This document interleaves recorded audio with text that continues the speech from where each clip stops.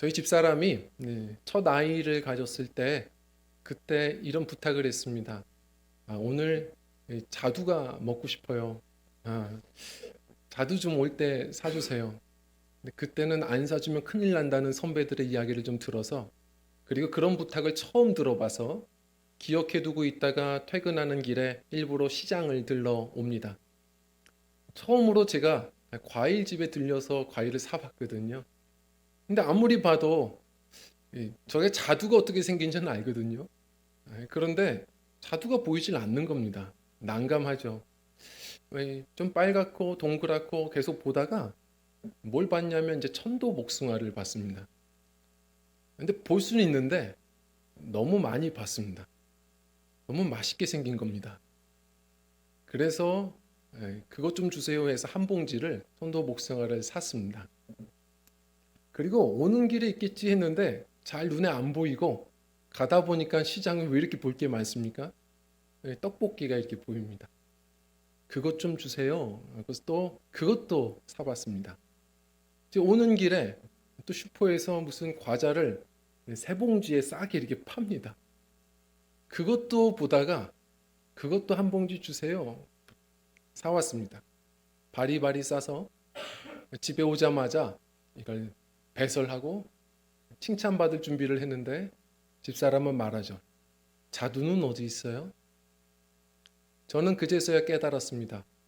내가 시장을 왜 들렀는지 그 이유를 잊고 있었구나라는 것을 깨닫게 됐습니다. 성도님들, 우리가 그런 실수를 할 때가 참 많습니다. 특히 교회가 그렇습니다. 주님이 왜 교회를 세우셨을까? 우리를 왜 제자로 불러주셨을까? 물론 교회는 함께 교제하는 일도 즐거운 거고, 또 서로가 함께 서로를 섬기며 봉사하는 일도 참으로 귀한 일입니다. 그러나 무엇보다 주님께서 우리에게 주신 명령을 우리가 놓칠 때가 많다는 겁니다. 주님께서 우리에게 주신, 제자로 부르신, 교회로 모이게 하신 아주 근본적인 목적과 명령이 뭐냐면 말씀을 나누라는 겁니다. 자, 주님의 지상 명령이죠. 우리 마태복음 28장 20절 주님이 승천하시며 하신 귀한 말씀입니다. 우리 같이 읽어볼까요? 시작. 내가 너희에게 분부한 모든 것을 가르쳐 지키게 하라. 볼지어다 내가 세상 끝날까지 너희와 항상 함께 있으리라 하시니라. 너희에게 분부한 모든 것을 가르쳐 지키게 하라. 우리 제자들은 주님의 말씀을 우리가 배우고 묵상하고 무엇보다 또 가르쳐 지키게 하는 것까지 우리 말씀의 사명을 감당해야 됩니다. 말씀을 가르쳐 지키는 건, 가르치는 건 그건 저희 사명이 아니죠. 그건 목사님 사명이죠. 하시는 분들이 있을 겁니다. 물론 오늘날 이 교회 공동체에서는 다 서로의 역할이 다르고 말씀에 또한 전문 사역자가 전하는 것이 필요하지만 성도님들, 기도는 어떻습니까? 전도는 어떤가요? 사실 기도도 전도도 다 은사가 있는 분들이 있습니다. 그러나 불구하고 기도와 이 전도를 은사 있는 분들만 합니까? 모두에게 주신 또 명령입니다. 말씀도 전문 사역자가 있지만 이 가르쳐 지키게 하는 것도 모두가 해야 되는 사명입니다. 신명기에 보면 유대인들은 이걸 심장처럼 여기는 말씀이 있습니다. 쉐마이죠. 쉐마. 들으라 이스라엘. 그들은 정말 목숨 걸어 이 말씀을 지키는데 우리 신명기 6장 6절 7절 말씀 한번 읽어볼까요? 시작. 오늘날 내가 내게 명하는 이 말씀을 너는 마음에 새기고 내 자녀 여기까지 읽겠습니다. 여기까지요. 우리 성도님들께 묻겠습니다. 요즘 자녀들에게 무엇을 가르치십니까? 수많은 대화를 나누실 텐데 어떤 대화를 지금 나누고 계십니까? 아무리 많은 좋은 이야기를 할지라도 바울이 이야기한 것처럼 우리가 양육할 때는 주의 교훈과 훈계로 양육해야 됩니다. 주님의 말씀을 나누는 일을 우리 부모에게 맡겼다라는 사실을 놓치지 않으셔야 됩니다. 물론 말씀 전문 무슨 사역자처럼 가족들 모여봐. 오늘 말씀은 제가 가진 성경으로 197페이지입니다. 같이 교도 갑시다. 이렇게 무슨 설교를 하라는 것도 아니고요. 그렇지만 불구하고 서로가 대화를 나눌 때 어떤 일이 있었니? 하면서 그 아이가 알지 못하는 하나님의 뜻이 무엇인지, 그리고 주님의 말씀이 어떤 말씀이 있는지 한번 가르쳐 주며 살게 하는 것. 이것이 우리에게 주신 명령입니다. 성도님들, 직장에서 만나는 사람들과 대화할 때 어떤 얘기를 나누십니까? 말씀은 생명입니다. 그 말씀의 생명력을 나누는 사역으로 우리를 부르셨다는 사실을 놓치지 않으셔야 됩니다. 우리가 어떤 대화를 나누고 있는지, 이 말씀의 사명이 어떤 것인지를 우리가 도통 놓치고 살 때가 참 많습니다. 근데 이런 생각이 들죠. 왜 하나님의 말씀을 그렇게 우리가 가까이 해야 되고 나눠야 되는가? 사도행전 5장에 나타난 말씀처럼 하나님의 말씀은 생명의 말씀입니다. 자, 그런데 왜 생명의 말씀인가?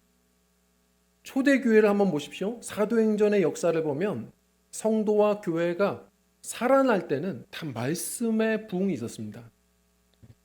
사도행전에 보면요, 2장 41절 말씀 읽어볼까요? 시작. 그 말을 받은 사람들은 세례를 받음에 이날에 신도의 수가 4장 31절 읽겠습니다. 빌기를 다음에 모인 곳이 진동하더니 무리가 다 성령이 충만하여 담대히 하나님의 말씀을 아멘. 처음 교회가 세워질 때도 하나님의 말씀이 선포되는 자리였고 그 말씀 안에서의 부흥들이 일어났습니다. 그리고 교회가 든든히 세워져 가던 그 사도행전 4장의 기록을 볼 때에도 말씀이 선포되었고, 그때는 걸어다니는 성경 사도들 중심으로 사람들이 모여서 말씀 듣는 걸 그리 좋아했고, 그들이 또한 단지 말씀을 배우는 것만이 아니라 가는 곳마다 하나님의 말씀을 또 전하는 사명을 감당했다는 겁니다. 불일 듯 양쪽 부흥이 일어나자 이제 사도들이 성도 하나하나를 세밀하게 섬기는 게 어려워지고, 과부와 고아들을 도와주는 이 행정 집행이 참으로 어려워지자 그제서야 또 지혜롭고 성령 충만한 7 집사를 선출했던 겁니다. 그래서 서로의 역할은 다르고 이제 전문 사역자가 필요하구나 해서 선포했죠. 우리는 기도하는 일과 말씀 전하는 일에 전무하리라. 온 교회가 기뻐했고 그 성장통을 잘 극복하며 승리했죠. 항상 말씀에 있는 곳에서 부흥과 성장의 역사가 일어났습니다. 근데 왜 항상 이 말씀을 통해서 성도의 신앙이 살고 교회가 살까? 이제 오늘의 본문 말씀이거든요. 오늘 말씀을 많은 분들이 외우고 계십니다. 참 유명한 말씀이죠. 그런데 이 말씀이 어떠한 풍성한 의미인지는 많이들 모르십니다. 이 말씀을 한번 생각해 보길 원하는데, 바울이 성경을, 하나님의 말씀을 이렇게 표현했습니다. 특히 16절 우리 써져 있는 부분까지 한번 읽어보겠습니다. 시작. 모든 성경은 하나님의 감동으로 된 것으로. 아멘. 어떤 성경이 아닙니다. 창세기만이 아니고 예수님이 활동하셨던 복음서만이 아니고 모든 성경은 하나님의 감동으로 되어 있다. 이렇게 바울은 선포합니다. 자, 여기서 하나님의 감동이 뭘까요? 이 하나님의 감동, 하나님이 감동 받으셔서 무슨 글을 쓰셨다라는 얘기일까요? 사실 우리가 이렇게 번역을 해서 좀 이 풍성함을 조금 놓칠 때가 있는데, 원어로 보면 이게 테오푸뉴스토스라는 말입니다. 신약 성경에 딱 한 번 나오는 말입니다. 근데 어디서 들어보셨을 겁니다. 이게 두 단어가 합쳐진 건데 테오스와 푸뉴스토스가 합쳐진 겁니다. 테오스는 어디서 많이 들어보셨죠? 하나님의입니다. 하나님의. 이 푸뉴스토스가 뭐냐면 호흡입니다. 숨이에요. 정확히 말하면 하나님이 여러 사람들 저자를 통해 이 말씀을 썼지만 하나님이 이 성경에 하나님의 숨을 불어 넣으셨다라는 얘기입니다. 너무 멋있는 표현 아닙니까? 하나님의 숨결이 이 안에 있습니다. 다시 말해 우리가 정말 이 땅에서 영원한 호흡을 되찾으려면 우리가 할 수 있는 방법, 저는 지금 살아있는데요, 저 숨 쉬고 있는데요, 이렇게 얘기하죠. 하나님께서 창세기 2장 7절에 보면 바람을 부셨어요. 호흡을 주셨죠. 생명이 되게 하셨습니다. 그런데 우리는 죄를 짓고 나서 영원한 호흡을 잃어버렸죠. 지금 숨 쉬고 계시지만 그 우리의 육체의 호흡은 산 것 같죠? 쉴수록 우리는 죽음에 가까워져 가는 겁니다. 우리가 이 땅에서 정말 영원한 호흡을 누리는 비결은 하나님의 숨결을 경험하셔야 되는 겁니다. 자, 그런데 이 하나님의 숨은, 하나님의 숨통은 어떻게 오는 거냐? 바로 이 진리의 성령, 성경을 통해서 우리가 경험하는 것이거든요.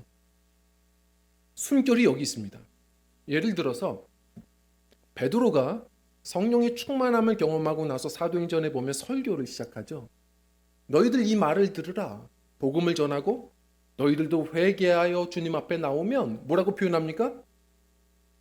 주로부터 너희 인생에 새날이 이르게 될 것이요. 이렇게 표현합니다. 여기서의 새날도 무슨 표현이냐면, 새날 하니까 잘 모르시죠? 이게 원어로 위를 향한 호흡이라는 표현입니다. 주님의 말씀을 우리가 귀로만 듣는 게 아니라 말씀을 통해 우리가 주님을 만나면 우리 영혼의 호흡이 회복이 되어집니다.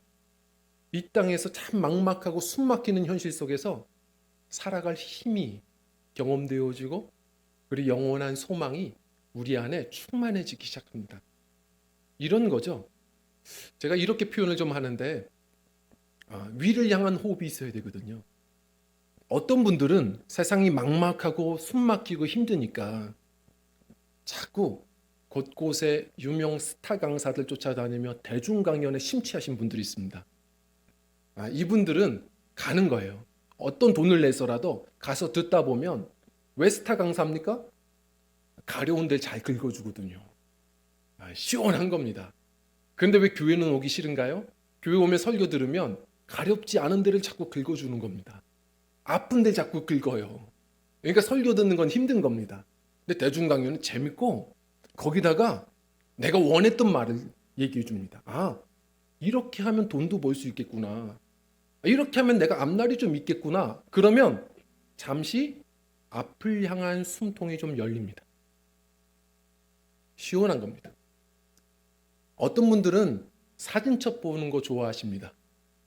사진을 보면 지금은 내가 은퇴하고 나이 들고 다들 나 무시하는 것 같고 아내도 나 무시하는데 사진첩을 보면 즐겁거든요. 내가 왕년에 그래도 이랬었지. 내가 그래도 이렇게 잘 살아왔지. 뒤를 향한 호흡이 조금 생깁니다. 그렇지. 나 그래도 잘 살았어. 어떤 분들은 친구 만나는 걸 너무 좋아합니다. 없이는 못 살아요. 왜 그럴까요? 혼자는 숨 막히니까. 답이 없으니까.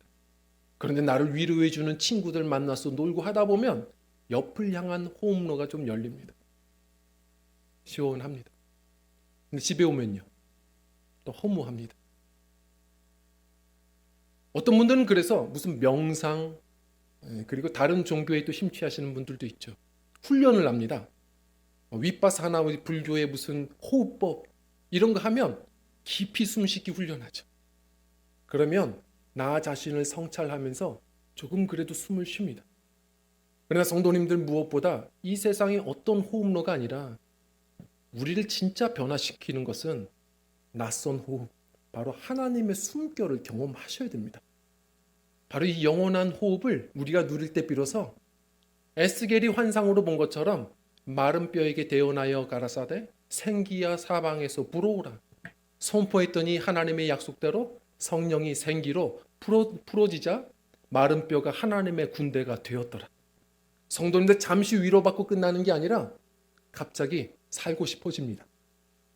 숨통이 열립니다. 내가 욕심 가지고 살았구나. 하나님의 사명 따라 살아야지. 새로운 생각들이 일어납니다. 예를 들어 이런 거죠. 내가 사업이 막막합니다. 친구들도 아는지 다 등 돌렸습니다. 숨통이 막힙니다. 그런데 누군가가 선물해 준 벽에 그냥 멍하니 걸어놓았던 보지도 않았던 성구 말씀이 그날따라 보입니다. 너는 내게 부르짖으라. 내가 내게 응답하겠고 네가 알지 못할 크고 비밀한 일을 내게 보이리라. 말씀 한 구절 딱 보는데 숨통이 열리죠. 내가 왜 이러고 있지? 우리 하나님 살아계시는데? 염려하지 말고 기도해야지. 갑자기 역전이 일어납니다. 어떤 분은 그러시더라고요. 평소처럼 그냥 회사로 출근하는데 그 지하철 타는데 얼마나 지긋지긋한지, 사는데 즐거움이 없고 딱 한강 다리를 건너가는 순간인데 그냥 할 수 있으면 그냥 빠지고 싶더랍니다. 그런데 목사님이 큐티하라고 했지. 그래서 순종은 또 하는 겁니다. 이 말씀을 읽다 보니까 시편 말씀에 다윗이 광야에서 성소 중에 하나님을 찬양합니다라는 이 말씀을 보고 그때 숨통이 열립니다.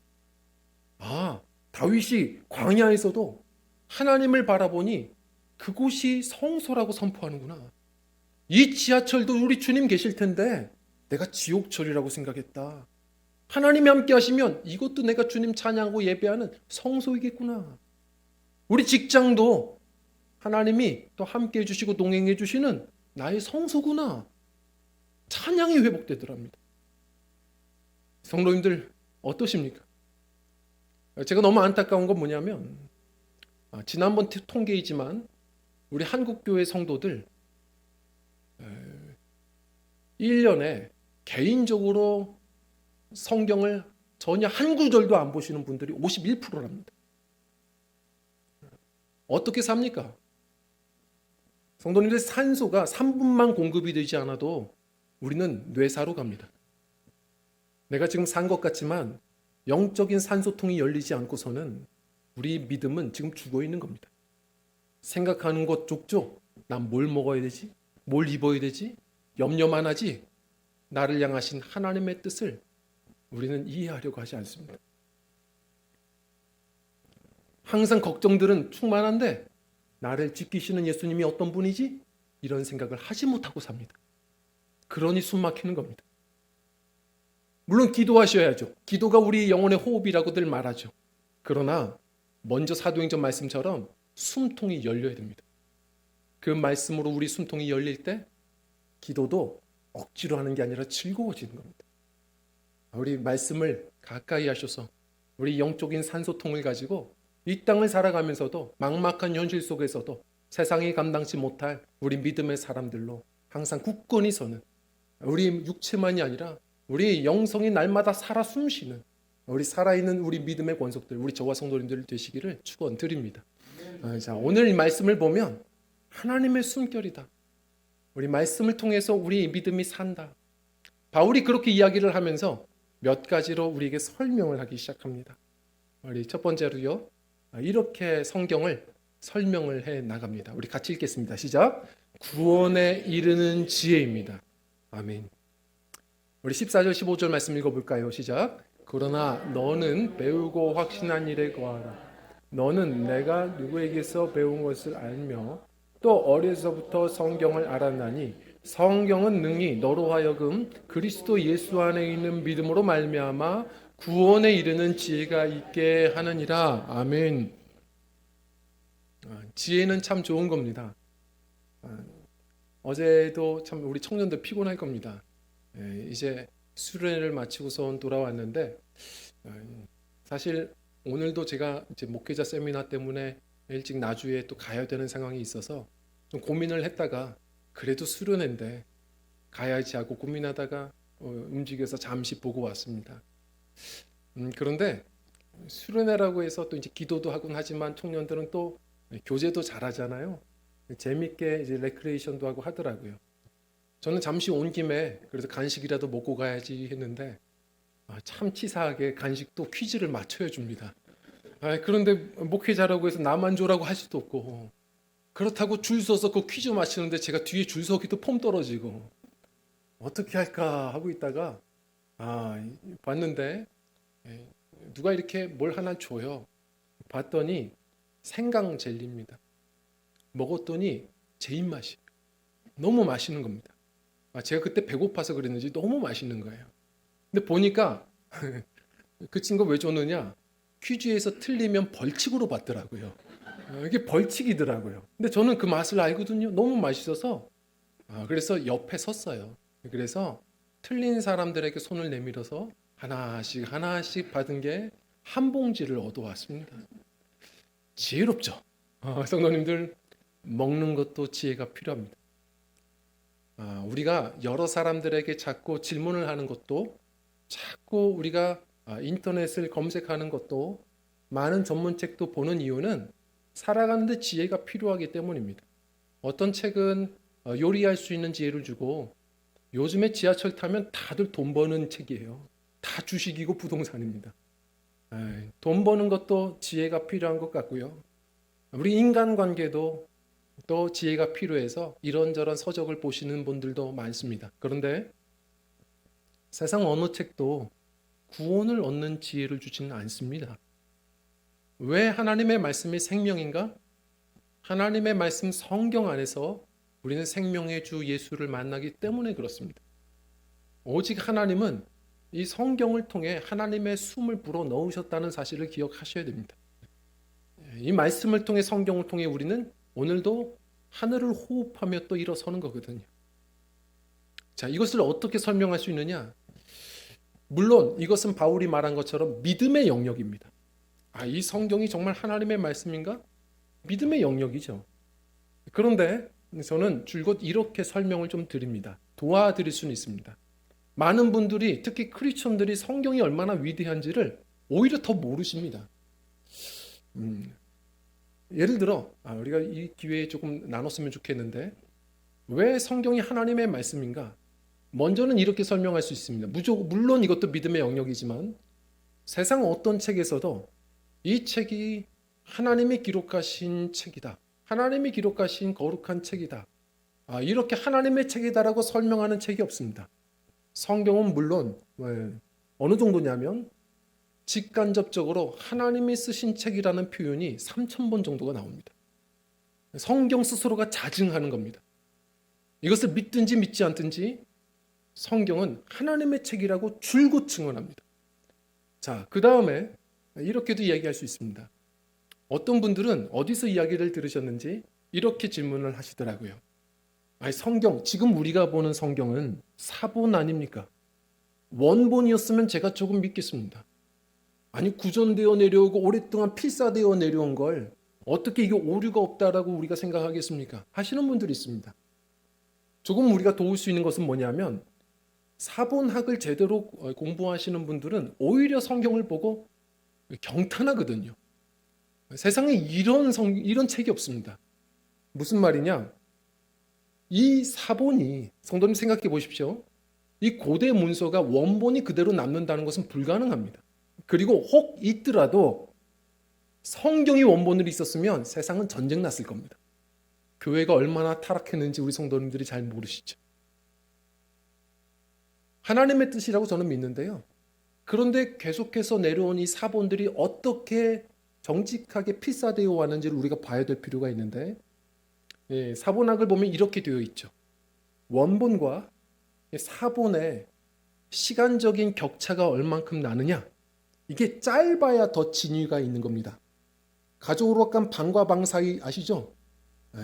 천재 하면 시끄러운 소리에 못 알아듣고 찬조 그러다가 바조 그러다 보면 바보, 천재가 바보도 되는 재미있는 현상들이 나오거든요. 성경이 계속 필사되다 보면 틀리지 않을까? 이런 생각들, 고민들을 하시는데 이런 거죠. 원본과 사본의 이 차이가 간격이 얼마나 되느냐, 그리고 이 사본들의 숫자가 얼마나 되느냐, 그래서 서로의 오류의 차이가 얼마나 되느냐를 보면서 판단하는 겁니다. 그런데 신약 성경은 이제 고대 헬라어로 이제 되어 있는데 이제 비교를 간단하게 해드리면 플라톤이나 아리스토텔레스 이 대철학자들의 책이 원본과 이 사본의 차이가, 첫 번째 사본이 나왔던 이 시기의 격차가 한 1000년 정도가 차이가 납니다. 그러면 수많은 사람들의 구성으로 사실 그 사람들의 이야기가 아닌 이야기들이 섞일 가능성이 얼마나 많겠습니까? 그런데 플라톤, 아리스토텔레스 철학자들의 책을 보고 그들의 말이라는 걸 의심하는 사람들이 없습니다. 사본의 숫자도 형편없습니다. 그런데 그것을 찰떡같이 우리는 믿고선 그걸 인문학처럼 보고 믿고 살거든요. 예를 들어서 고대의 문서 중에 호메르의 일리아드 같은 거, 이런 것 보면 고대 문서 중에 아주 중요하고 탁월한 문서라고 말하죠. 왜냐하면 원본과 이 사본 사이의 격차가 500년밖에 나지 않습니다. 500년밖에 안 돼. 놀래요. 사본의 숫자도 600개가 넘어요. 야, 이건 분명히 제대로 된 진본과 같은 것이다. 다들 그렇게 찬사를 보냅니다. 성경은요. 성도님들, 성경은 걸어다니는 성경 이 사도들이 조금씩 나이가 들자 더 신약 성경은 그때 또 작성되기 시작했고, 그리고 나서 사본이 나온 격차가 얼마 되지 않습니다. 해봐야 한 25년입니다. 25년밖에 안 됐습니다. 그리고 나서 계속 필사되어 온 사본의 숫자가 적게 잡아야 2만 4천 권이 넘습니다. 그런데도 성경에 대해서 의심을 합니다. 하나님께서 성경을 기록하실 때부터 지금까지 계속해서 내려온 필사되어 있는 과정까지도 하나님께서 성령께서 지키셨다는 것을 우리들은 경탄할 수 있는 겁니다. 예를 들어서요, 어느 정도의 또한 차이가 있느냐, 1947년도에 놀라운 일이 있었죠. 들어보셨습니까? 한 목동이 염소를 잃어버리고 나서 사회동굴에 가서 염소가 들어간 줄 알고 찾으려고 거기 있나 싶어서 돌멩이 하나를 던지죠. 염소 소리가 나지 않고 동굴 깨지는 소리가 났습니다. 혹시나 해서 들어가 봤더니 항아리들이 깨졌고 그 항아리 안에서 그 유명한 사해문서가 나왔습니다. 이 사해문서가 뭔데요? 그동안 우리가 이 성경의 표준 문서라고 생각했던 레닌그라드 문서보다 무려 1000년 정도 앞선 책입니다. 거기에 구약 성경들이 많이 담겨 있었는데 기원전 2세기, 3세기입니다. 놀랍죠? 발견됐어요. 어떻게 그것이 보관이 되어 있었습니다. 살아 있었어요. 그런데 오역의 차이를 보니까 레닌그라드 문서가 우리가 그동안 믿고 있고 봤던 문서와 거의 차이가 없는 겁니다. 유대인들이 어떻게 필사했냐면요, 먼저 이 가로로 글자 숫자를 보고 세로로 보면서 한자라도 삐뚤어지거나 틀리면 모든 성경을 폐기했습니다. 그렇게 신심 있는 사람들을 통해서 성경이 잘 필사되어 왔다는 것을 우리가 먼저 볼 필요가 있습니다. 그리고 또한 가장 중요한 부분이지만, 그러한 성경이 무려 40여 명의 저자와 1500년이 넘는 시기까지 오랫동안 써져 내려왔던 이 성경이, 성도님들, 너무나도 탁월한 건 다른 문화, 다른 사람들이 구약 성경, 신약 성경 총정리해서 오랫동안 써내려온 이 성경이 단 하나의 주인공 예수 그리스도를 설명하고 있다는 것이 놀라운 사실입니다. 어떻게 이럴 수가 있을까? 물론 다 그렇게 보진 않더라고요. 제 고등학교 선생님은 누구보다 성경을 잘 알아서 아침마다 성경 한 구절씩을 알려주셨어요. 근데 예수님을 안 믿습니다. 어떻게 그럴 수 있나 물었더니 성경은 인문학적으로 대단한 책이라고, 지혜로운 책이라고 하면서 알려주시고 누구보다 탐독하세요. 저는 지금쯤은 믿었을 거라고 저는 믿는데요. 이 성경 안에서 이 주인공이신 예수님을 발견하지 못하는 건 참 불운한 겁니다. 불쌍한 거예요. 구약 성경은 뭡니까? 오실 메시아에 대한 얘기고, 복음서는 오신 예수님에 대한 얘기고, 신약 성경은 다시 오실 예수님에 대한 약속 이야기입니다. 그래서 우리 한국의 어르신 방지일 목사님이 늘 설명하셨던 멋있는 말씀이 있죠. 성경은 복음서만이 아니라 어디를 찔러도 예수의 피가 나온다입니다. 성도님들, 오직 우리의 생명의 주가 되시는 예수님은 성경을 통해서 우리가 만나게 되어 있다. 우리가 믿고 그 자신감과 사명감 가지고 우리 이 성경을 갈수록 더 가까이 할 수 있는, 생명력 있는 이 호흡을 누리며 살아갈 수 있는 성도님들이 되셨으면 좋겠습니다. 그리고 두 번째로는요, 그래서 이 성경은 무엇이냐? 하나님의 숨결이라는 겁니다. 하나님의 숨결입니다. 제가 예전에 한 성도님에게 추천을 받아서 개그우먼 조혜련 씨의 간증을 한번 이렇게 본 적이 있는데요. 많이들 보셨죠? 재밌게 이제 하더라고요. 그러면서도 도전이 됐습니다. 이분이 연예계에서도 유명했던 일본의 한 종교, 제가 알기로는 남미 호랭케교에 심취해 있던 분이라고 저는 알고 있었는데, 기독교 방송에 나와서 성경을 가르치는 일을 가끔 합니다. 무슨 일이 있었나 싶었죠. 근데 간증을 듣고선 고개가 끄덕여졌습니다. 본래 이성미 씨가 그렇게 전도를 했는데도 실패했고 안 됐던 사람인데, 참 하나님이 그렇게 또한 추적해 주신 것이죠. 이 여인이 여러 복잡한 심경에 중국 유학을 가려고 준비하다가 거기서 지금의 남편을 만난 거죠. 그 남편이 크리스천입니다. 딱 한 번만 교회 좀 가보라. 그래야 내가 당신을 더 존중할 수 있을 것 같다. 그래서 시어머니 다니는 그 교회에 남편 잘 보이려고 한 번 가본 거죠. 앉아서 듣고 있는데 다 낯설죠. 이 목사님이 오늘 말씀은 출애굽기 뭐 이렇게 하는데 그때 너무 낯설어서 뭘 구우라는 건 줄 알았대요. 출애굽기? 이게 뭐지? 하나도 안 들리고 그냥 다 낯선데 듣다 보니까 이야기식으로 푸시는데 재미도 있더랍니다. 아, 내가 신앙은 없어도 의리는 있는데 이스라엘 백성들이 어떻게 그렇게 하나님이 홍해도 갈라주시고 출애굽시켜 주셨는데 모세가 안 보인다고 40일 만에 그렇게 배신해서 그 금들 녹여가지고 금송아지 만들어서 제사를 드릴 수가 있을까? 어떻게 이렇게 나쁜 사람들이 있을까? 같이 갑자기 공감이 되더래요. 근데 그 순간에 이 목사님이 대쪽 같으셔서 그 다음에 어떻게 결과가 되는지 안 알려주시고 다음 주 이 시간에 하시는 겁니다. 그러니까 답답한 거예요. 그래서 남편이 예배 끝나고 돌아올 때 괜찮았냐고 하는데 그냥 자존심상 괜찮았어 하는데 속으로는 너무 재밌었대. 이게 재밌는 거구나. 그래서 그 다음 주에 또 가서 들어보니까 모세가 중보기도에서 어떻게 잘 대처하는 모습도 보고 그러면서 말씀의 즐거움도 얻게 되고 그러면서 남편의 눈물 어린 기도를 통해서 영접 기도를 한 것이 지금의 자신이 되었다 말합니다. 근데 이분이 어떻게 살아가죠? 그 다음부터는 제대로 믿어야 되겠다.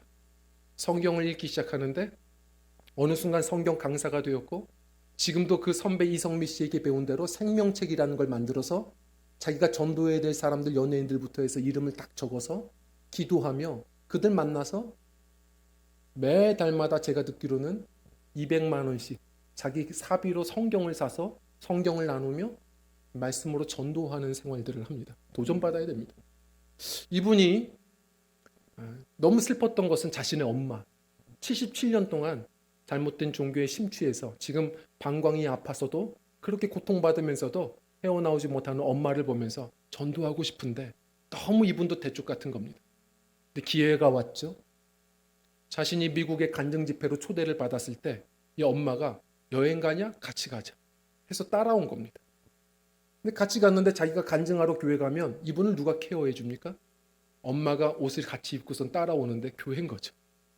이제 엄마가 그 교회에서 처음으로 와서 앉아 있는 겁니다. 처음에 째려보던 그 엄마가 어느 순간 표정이 풀어지더니 어느 순간 돌아오는 비행기에 계속 웁니다. 3시간 동안 울고 그래서 무슨 일이 있었는지 나중에 이게 물어보니까 내가 77년 동안 왜 이 예수님을 몰랐는지 내가 왜 이렇게 함부로 살았는지 계속 회개하며 기도하더라는 겁니다.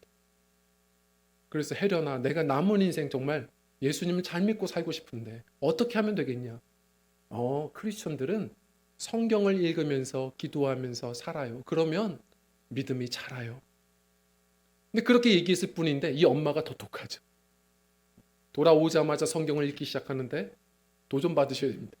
77세에 아무것도 모르시는 이분이 그러면 믿음이 바로 선다는 이 한 가지 때문에 55일 만에 성경을 일독했습니다.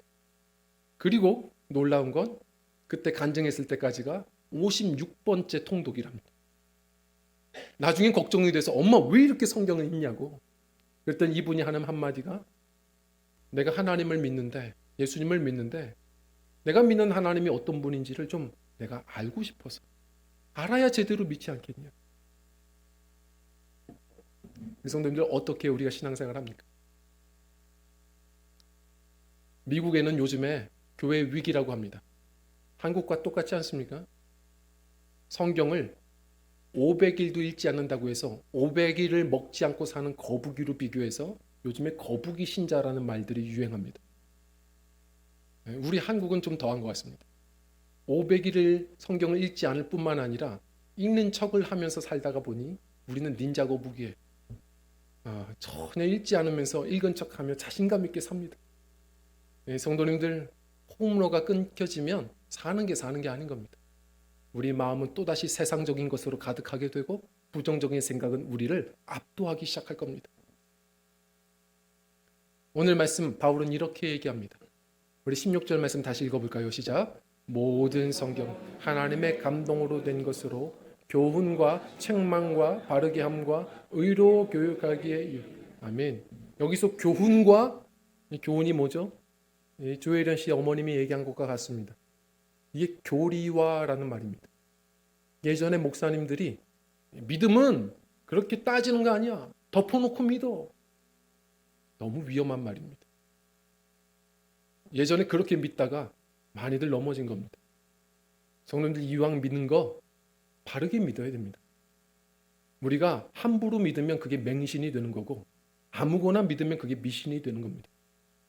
우리는 오직 성경을 통해 예수님을 알아가는 거고 그 믿음도 성경 안에서 순종하여 나아갈 때 우리 믿음은 모리 위에 지은 집이 아니라 반석 위에 지은 집이 됩니다.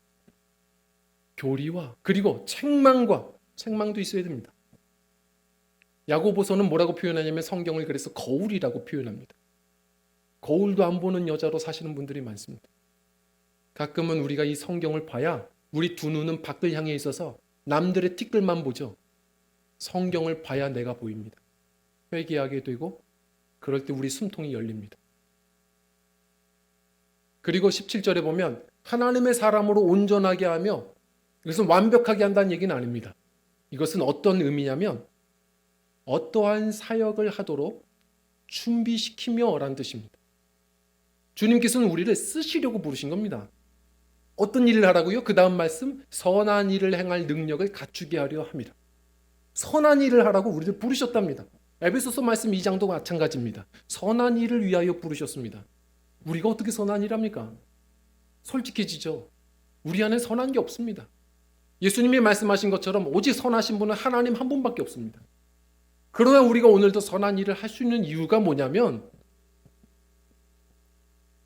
하나님의 숨결, 하나님과 함께 호흡하며 살 때, 주님과 함께 숨쉬며 살 때, 선하신 주님과 함께 동행하며 살아갈 때 우리도 누군가에게 복음을 나누고 사랑을 나누는 선한 이웃이 되는 것을 보게 됩니다.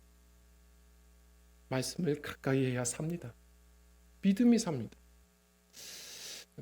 제가 언젠가 인터넷 글을 보다가 좀 흥분했죠. 어떤 분이 이런 글을 올렸어요. 제목이 뭐였냐면 말씀을 많이 들었지만이었습니다. 뭐란 표현이었냐면 이런 표현이었습니다. 내가 30년 동안 교회 생활을 하며 무려 3,000번 이상의 목사님들의 설교를 들었다. 그러나 지금 돌아보니 단 한 편의 설교도 기억 남는 것이 없다. 고로 내 남은 인생의 시간을 말씀을 듣고 말씀을 읽는 데에 내가 시간을 낭비하기보다는 인생에 필요한 좋은 책들을 보고 하고 싶은 일들을 하며 사는 것이 더 유익하다는 결론이 섰다. 예수 믿지 않고 교회에 상처받은 이들이 그 밑에 답글로 수없이 환영해 주죠.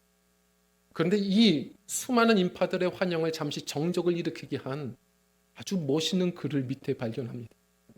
뭐라고 썼냐면 똑같이 표현합니다. 비슷하게 표현하죠. 나는 30년 동안 결혼 생활을 하며 아내가 차려준 밥상을 3만 번 이상을 경험했다. 그러나 지금 돌아보니 아내가 해준 요리가 단 하나도 생각이 나질 않는다. 그러나 그 모든 식사가 나에게 유익했다라고 확신할 수 있는 것은 지금도 내가 굶어 죽지 않고 살아있다라는 증거다. 우리 성도님들, 늘 항상 말씀을 듣고 말씀을 큐티하고 살아도 사실 다 콩나물 시루처럼 다 빠져가 나가는 것 같고 나는 멍청한 것 같고 그리고 말씀의 유익을 내가 모른다고 생각할 때도 있겠지만 기억하십시오. 그래도 다 빠져나가는 것 같아도 들었던 말씀이 읽었던 말씀이 생명이라 오늘도 영이신 하나님을 예배하는 이 자리에 있다는 사실을 우리가 기억해야 합니다. 말씀이 살아있는 겁니다. 시편 147편 15절을 보면 내가 움직이는 게 아닙니다. 하나님께서 이 땅에 명령을 내리시니 말씀이 속히 달리는도다 라고 선포합니다. 하나님의 말씀이 이 땅에 임하며 달리는 겁니다. 그 말씀을 내가 받아들이고 순종하면 또 그 말씀과 함께 달리며 오늘도 우리가 그 선한 일을 행하며 살아가는 것을 보게 되는 것이죠. 이왕이면 말씀을 그래서 더 가까이 하셨으면 좋겠습니다. 단 한 구절도 인생을, 세상을 바꿨습니다. 마틴 루터는 오직 의인은 믿음으로 말미암아 살리라 한 구절 가지고 종교 개혁을 일으켰습니다. 윌리엄 캐리는 이사야서 54장 2절 말씀 내 장막의 털을 넓히라라는 말씀 한 구절 가지고 세계 열방을 다니는 선교사로 섰습니다. 데빌 리빙스턴은 마태복음 28장 20절 이 지상명령을 가지고 바로 아프리카의 성자로 살아갔습니다.